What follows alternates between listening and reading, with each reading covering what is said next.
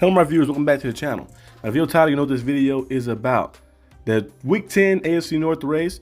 As you guys know, the Steelers got a big time victory last week against the Colts, so they're still top of the division by 2 games at 5-3. And then you have, of course, the Ravens. They won back-to-back games. They beat the Dolphins. They beat the Bears. Back-to-back wins. You know, Tyler Huntley got the Bears win. Then Lamar Jackson returned, threw 4 touchdown passes, and they beat the Dolphins down as well. So they're 3-5. And then you have the Bengals losing back-to-back games. They lost last week because their defense messed up. Justin Fields let the comeback against the Bengals. The Jets won against them. And then 39-38. And then this week, another game where the Bengals had the lead in the game, but their defense messes up again like that. They did not attack Loveland. So they went for one of the defenders went for a hit instead of just wrapping up and attack Loveland. Loveland got free, and he scored a touchdown in the last seconds, and the Bears beat them 47-42.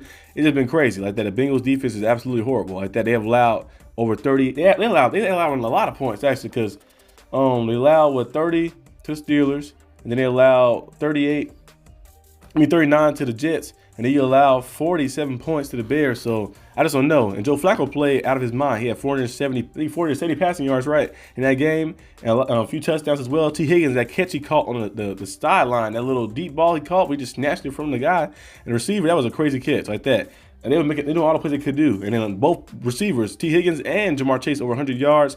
You just can't win, you know, when your defense is allowing that to happen. But that's the way that the Bengals built their team up. They built their team up on the offensive side of things. They built their team, putting all their money on the offensive side. You're paying 2 receivers $30 million a year each. So, yeah, that's what happens, I guess, a little bit. So we'll see what they do going forward. But they're sitting at 3-6 after that loss. And then they dropped down to the 3rd spot. And then you got, of course, the Browns at the bottom. They're 2-7, right? I think the Browns are 2-7. Well, the Browns are 2-6. The Browns are 2-6. So, yeah, Steelers still lead the charge right now. They have 2 games above the Ravens, 2 more wins than the Ravens, and 2 less losses than the Ravens. Then over the Bengals, they got 2 more wins, and they have 3 less losses than the Bengals like that. So they play the Chargers this week. So they find a way to win this game. It helped them in the conference as well, and it also helped them, of course, stay ahead of the division.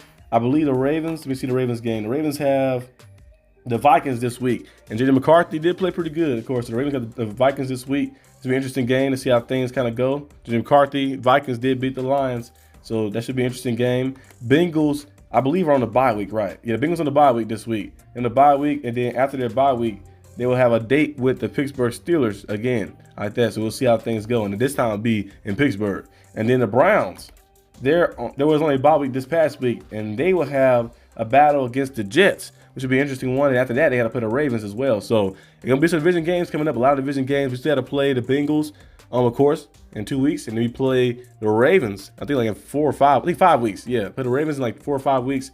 We got 2 matches with them still as well. The last game of the season is against the Ravens. Then we play the Browns again as well. So we're going to see how the division kind of mix up. The Steelers are still in prime position. They had to win that game against the Colts. They went out there and handled business. They just play defense like that. I know you can get you don't get, of course, 6 turnovers every time like that. 6 turnovers. We got 5 turnovers one game. 6 turnovers this game right here. We got 2 one game before and stuff like that. You don't get 5 and 6 turnovers every time. But you can go out there and get that pressure in there and stop the run, get the pressure in there, and and make mistakes happen like that. When a quarterback make mistakes, when your pass rush is getting to them like that, those strip sacks like Alex Highsmith and T.J. Watt get, because usually when they get there, they take the ball with them.